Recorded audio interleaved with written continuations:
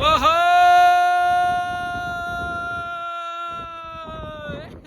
अहिले चाहिँ हामी अहिलेको सुपरहिट गाउँ आएको बाटोको लेखक महेश राई सरसँग छौँ वरिष्ठ पत्रकारको साथमा। यो चाहिँ कट हुन्छ है, यो चाहिँ कट हुन्छ। यहाँ हाम्रो टुरिज्मको नम्बर 1 व्यवसायी। हेलो हेलो हेलो, अहिले चाहिँ म प्राकृतिक रिसोर्ट आइपुगेको छु। यो चाहिँ एकदम राम्रो ठाउँ रहेछ, आनन्दको डाँडा। ठ्याक्क यहाँ चाहिँ अर्ग्यानिक चिजहरू रहेछ, सबै यही फार्मभित्र पाइने रहेछ। यो चाहिँ काठमाडौँबाट ठ्याक्कै गुगलमा चाहिँ 21 किलोमिटर देखाउँदो रहेछ, तर गाडीमा आउँदा चाहिँ लगभग 33 किलोमिटर टाढो रहेछ। यहाँ आएपछि एकदम पिसफुल हुने रहेछ। तपाईँहरू पनि आउँदै गर्नु होला, म तपाईँहरूलाई यो रिसोर्ट देखाउने छु। हस्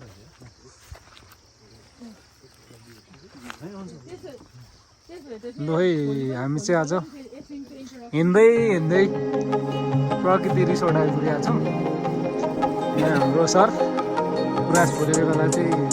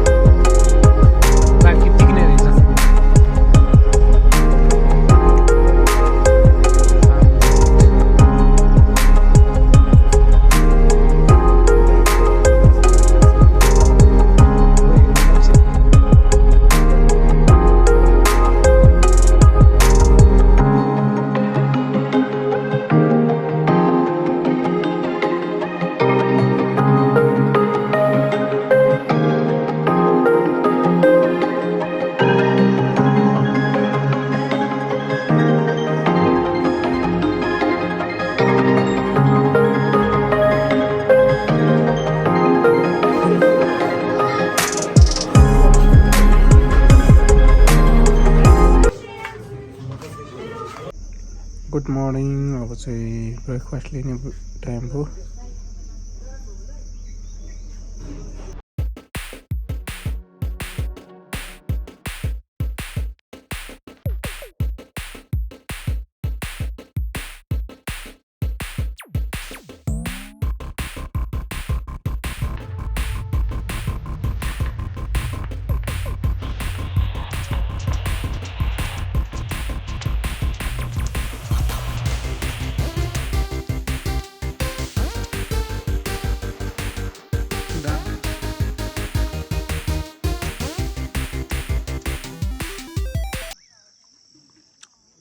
प्राकृतिक रिसोर्ट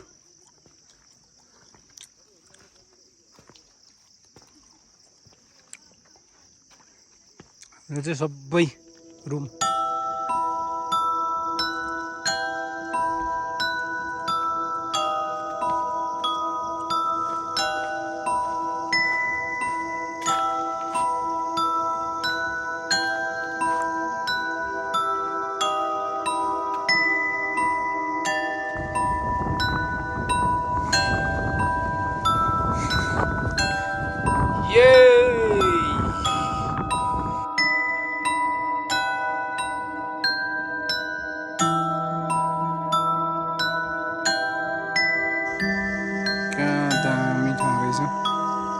बस्ने रुमहरू ट्याक्क लाएर,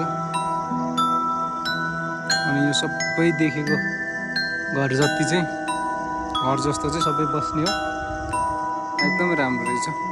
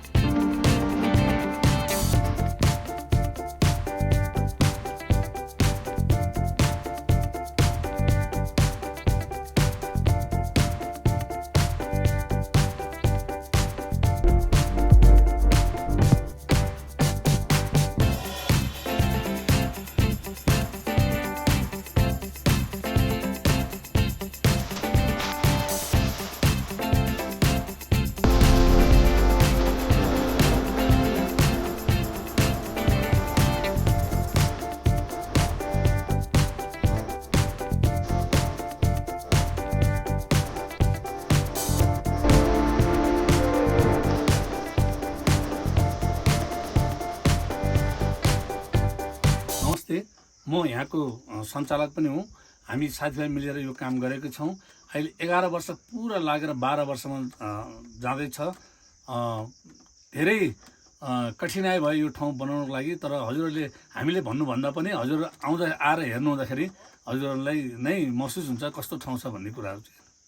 प्राकृतिक रिसोर्ट आइपुग्न चाहिँ काठमाडौँबाट कति समय लाग्छ र कसरी आउन सकिन्छ हामी? धन्यवाद सर, सरले प्रश्न सोध्नुभयो, एकदम खुसी लाग्यो। र काठमाडौँ चक्रपथ भ्याली जति पनि चक्रपथ वरिपरि बाटो यहाँ आउनलाई देखेको व्यक्तिहरूलाई 2 घन्टामा यहाँ प्रकृति आउन सकिन्छ। आउने वे भनेको चाहिँ नि तपाईँको जोरपाटी हुँदै सुन्दरीजल हुँदै पनि एउटा रुट छ र सिधै जोरपाटीबाट सिधै साँखुपट्टि गएर ब्रह्माखेल भएर तपाईँको गागलफेदी भएर माथिबाट पनि आउन सकिन्छ। अर्को रुट साँखु हुँदै जसिङपा हुँदै चौकी भन्ज्याङबाट पनि उक्लेर आउन सकिन्छ। अर्को रुट चाहिँ नि भोटेचौर हुँदै र यता जैँसी गाउँ हुँदै पनि ट्राउट फार्म हुँदै पनि माथि आउन सकिन्छ। त्यसमा चाहिँ तपाईँको 2 देखि 2.5 घन्टाको हाइकिङ गर्दै पनि हामी आउन सकिन्छ कि के छ अवस्था सुन्दरी जलबाट? हाइकिङ चाहिँ नि तपाईँहरू बिहान ब्रेकफास्ट खाने हो भनेदेखि बिहान 8 बजे सुन्दरीबाट हाइकिङ आउनुपर्ने हुन्छ। ब्रेकफास्टको लागि हामी माथि डाँडामा भनिदिन्छौँ, अथवा आफैले पनि बोकेर ल्याएर बिचमा खान सकिन्छ। र हाइकिङ चाहिँ नि 3 देखि 3.5 घन्टा लाग्छ सरासर आउनुको लागि। यदि बाटोमा रमाउँदै आउने हो भनेदेखि चाहिँ नि 4 देखि 4.5 घन्टा। हजुरहरूको यो रिसोर्ट चाहिँ कति क्षेत्रफलमा फैलिएको छ? अहिले हाम्रो रिजोर्ट चाहिँ नि कमसेकम पनि 150 रोपनी क्षेत्रफलमा फैलिएको छ। जस्तो रिसोर्टहरू त टन्नै हुन्छ, यो चाहिँ अर्ग्यानिक छ। यहाँ आउने फेसिलिटिजहरू चाहिँ कस्तो छ? यहाँ चाहिँ जति पनि व्यक्तिहरू आउनुहुन्छ उसले आफूले हेरेरै अर्ग्यानिक फार्मिङ घुमेर अर्ग्यानिकै चिजहरू खानु पाउनुहुन्छ। यहाँ चाहिँ तपाईँको प्याकेज चाहिँ नि हाम्रो काठमाडौँमा भ्यालीमा चाहिँ नि तपाईँको लाजिमपाटमा हाम्रो सिटी अफिस छ, त्यहीँ नै बुक गरेर आउनुपर्ने हुन्छ। त्यसले गर्दाखेरि अन्य दिनको लागि कुनै बेला आउँदा केही फरक पर्दैन, तर कुनै पनि विकेन्डमा चाहिँ बुक गरेर आउनु हुँदा धेरै राम्रो हुन्छ। कतिवटा रुम छ यहाँ चाहिँ? अहिले हामीसँग 22 वटा रुम चालु छ, 15 वटा डिलक्स छ, 7 वटा कटेज छ। हामी यहाँ आइसकेपछि चाहिँ के को दृश्य चाहिँ देख्न सकिन्छ यो ठाउँबाट चाहिँ? यो कुनै पनि हाम्रो प्रकृतिमा आइसकेपछि हाम्रो अर्ग्यानिक फार्मिङ घुम्नलाई कमसेकम पनि 1 देखि 1.5 घन्टा लाग्छ। मैले ब्रिफिङ गरेर घुमाउने 2 घन्टा पनि लाग्छ। र यहाँबाट बिहान उठेर सनराइज हेर्न सकिन्छ, सनसेट हेर्न सकिन्छ। हिमाल खुलेको बेलामा हिमाल अति राम्रो देखिन्छ, हिमालको काखमा बसेको जस्तै हेर्न पाइन्छ। यहाँबाट ड्याम पनि नजिकै छ। अब यो यहाँदेखि ड्याम गएर घुमेर आउने पनि सकिन्छ होइन त? यहाँबाट ड्याम चाहिँ जम्मा हिँडेर जानलाई 25 मिनट लाग्छ। तर हामी सबैजना दाजुभाइ दिदीबहिनीहरू गएर ड्यामको एउटा छेउमा घुमेर आउनुहुन्छ। तर ड्यामै घुम्रियो भने चाहिँ पुरै राउनी घुम्नलाई 2 घन्टा लाग्छ। त्यो पुरै राउनी घुम्दाखेरि मात्रै थाहा हुन्छ त्यसको क्षेत्रफल कति छ र कस्तो खालको ड्याम छ भन्ने कुराहरू। कि चाहिँ तपाईँको माथिबाट खिच्नुपर्छ ड्रोनले, होइन भने चाहिँ हामीले घुम्नको लागि चाहिँ 2 घन्टा लाग्छ। जस्तो अब कुन सिजनमा चाहिँ यहाँ बढी आउन सकिन्छ? हुन त 12 महिना हो। यसमा चाहिँ नि हामीको आउने सिजन चाहिँ नि दसैँ तिहार पछाडिदेखि जाडो महिनामा एकदमै हिमालहरू क्लियर खोलेको हुन्छ, सनराइजहरू एकदम राम्रो देख्न सकिन्छ। र अन्य बेलामा पनि कुनै पनि चिजहरू यहाँ फलफुलहरू पनि 500 बोटभन्दा बढी छ। अहिले आरू फलिरहेको छ, अस्तिको आरू सिजन सिद्धियो, अहिले किवी फलिरहेको छ। कुनै पनि बेला तपाईँले फलफुलहरू खान सक्नुहुन्छ। यो चाहिँ अर्ग्यानिक फार्म चाहिनेमा लाएर है। यो चाहिँ किवी फलिरहेछ माथि, अनि मुनि चाहिँ स्ट्रबेरी कस्तो दामी छ तपाईँहरूलाई म देखाउँछु। कस्तो राम्रो रहेछ यो भित्र नै। अर्ग्यानिक फार्ममा आएपछि अर्ग्यानिक आरू खानुपर्छ नै भनेर हामी चाहिँ यहाँ खाँदैछौँ। भाइ यहाँ हुनुहुन्छ, भाइ र म छौँ। अब हेर्दै गर्नु होला। अर्ग्यानिक ठाउँमा र अर्ग्यानिक आडु खानु पाइने टिपेर मैले चाहिँ 1 गोजी बोकेको छु, तर खासै कसैलाई थाहै छैन।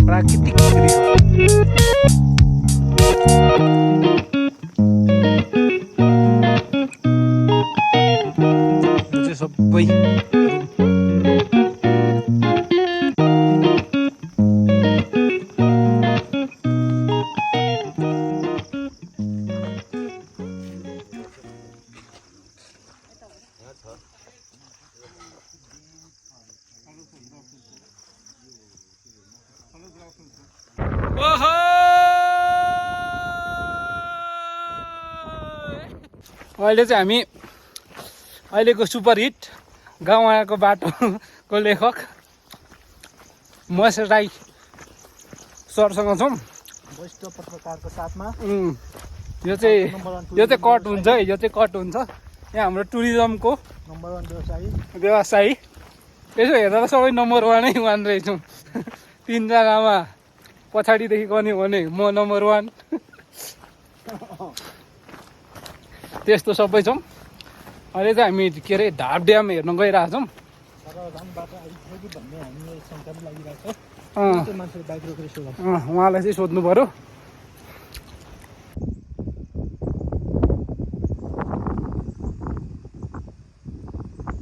वरी खोला पारीमा खोला भनेको हल्दियो फेरि।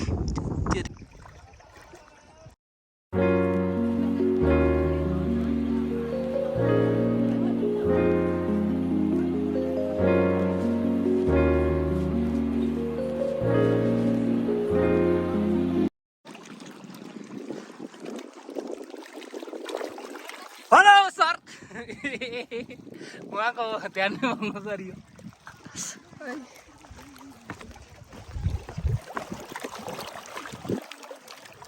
हो यो चाहिँ ढाप ड्याम। यो चाहिँ कहाँको सिन्धुपाल्चोकै होला हौ, चिसा पानी कि के ढाप ड्याम भन्दो रहेछ। तर खतरा रहेछ है, खतरा चाहिँ दामी रहेछ यहाँ चाहिँ।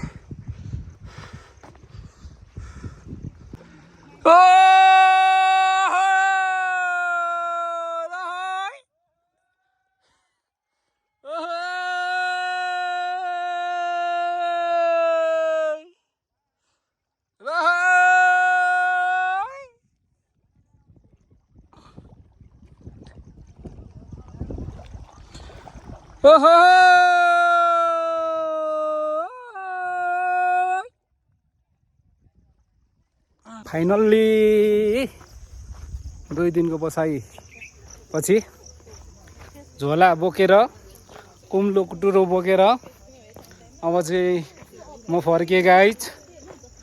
हेर्दै गर्नु होला मेरो भिडियो। त्यो लाइक सेयर यो सब्सक्राइब चाहिँ नगर्नु होला, किनभने भ्युर्स धेरै बढ्छ। यो बढ्यो भने चाहिँ कुरो बिग्रिन्छ, त्यही भएर नगर्नु होला।